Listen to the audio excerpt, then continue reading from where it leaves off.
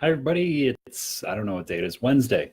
Um, and a lot of people are talking about stress. This is kind of how I come up with this stuff. I hear a lot of things throughout the day and stuff pops into my head and I want to make sure everybody understands different aspects of things. And stress came up a lot today and the effect it has on your adrenal glands, which actually secrete the hormones that help your body deal with stress, that fight or flight response. And there are quite a few people who show signs of what's called adrenal fatigue, including things like the inability to get good sleep, the inability to wake up, the always needing to take caffeine or some sort of stimulant to keep your body going, even things like thinning of the hair. There's a lot of different symptoms to this adrenal fatigue.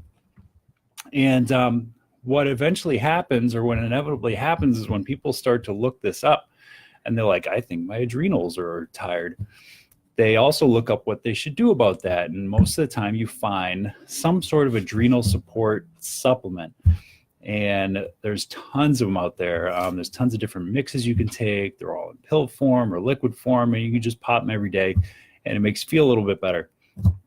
But there's a problem with that, especially if you've never been tested to find out if there's something wrong with what's called the HPA axis, the hypothalamic pituitary adrenal axis. I know that's a long one. That's why they shortened it to HPA. But if you haven't had that testing done and you haven't shown that your adrenal glands are actually having trouble going and why, then you probably don't want to be taking adrenal support unless you know specifically when this period of stress that you're under is going to end. And there's a reason for that, because if you're stressed out and your adrenal glands are really pumping out the hormones, they can only really do that for so long before they start to get, like it says, fatigued, and they don't really want to pump out as hard anymore. And it's nice to support that if you need it short term, but in the long run, it's going to cause some issues. So if you imagine your adrenal glands sitting there running as hard as they can, they're like a racehorse. You know, they take off, they're running really well, and you've got the jockey on the back whipping it. And you know, initially the horse does pretty good by itself, but as it starts to slow down, that jockey starts to whip the horse even harder to keep it going. And that's fine. That's your adrenal supplement that you're taking. That jockey is that supplement. And that's great. And it's okay in a sense, because at least during that race, the horse has a finish line that it can get to.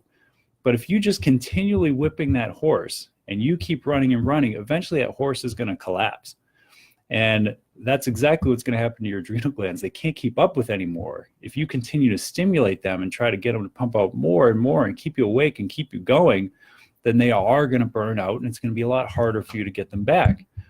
You can't necessarily revive a dead horse, and you don't want to be stuck in a situation where your adrenal glands are so shot that you need to take artificial hormones for the rest of your life.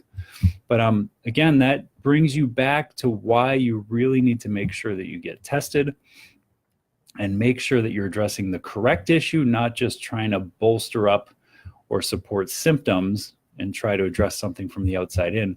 You need to work from as deep down as possible in your core, or the roots of the problem, and build yourself up from the inside out.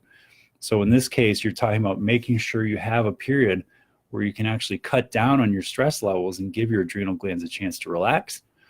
And if for some reason there is something going on, there's chemical pathways that aren't firing properly or getting backed up, you can take support for those to get them cleaned up, almost like Drano, and make sure those pathways are working properly. So again, if you find that you're taking adrenal support supplements constantly, take a serious look at what you need to do to try to fix the underlying problem versus just kind of giving yourself a boost. Like I said, you don't want to keep whipping that horse until there's nothing left to whip. You want to fix the problem so that your body can run on its own and respond to stress the way it's supposed to. So that's it for tonight. Wednesday, I'm going home. I don't know what I'm having for dinner. I like to look forward to that, but I don't know today. But go enjoy your night, and I will talk to you tomorrow.